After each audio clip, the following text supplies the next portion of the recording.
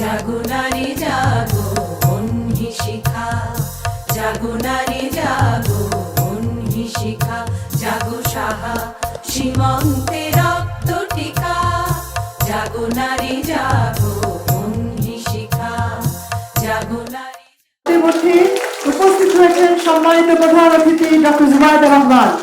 অনুষ্ঠানের এই পর্যায়ে কোরআন তেলাওয়াত করবেন doctor Parvin Ahmed, secretary general OGSB Narayanganj.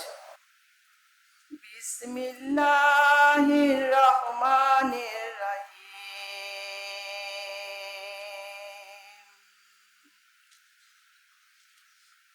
আমানার রাসূলু বিমা উনজিলা ইলাইহি মির রাব্বিহি ওয়াল মুমিনুন।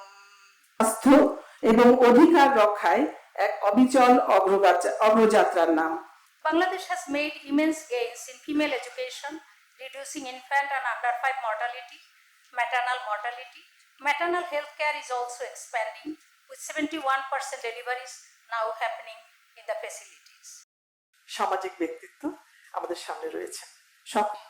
সাহসী কিছু নারী আইনজীবী লড়াই করে 2 ফিঙ্গার টেস্টের মতো অপমানজনক একটা টেস্টকে অবৈধ ঘোষণা করা হয়েছে আদালত থেকে। বাংলাদেশের অনেক indicators are good. TFR, which is total fertility rate, was 2.3 in 2019. It's become 2.4.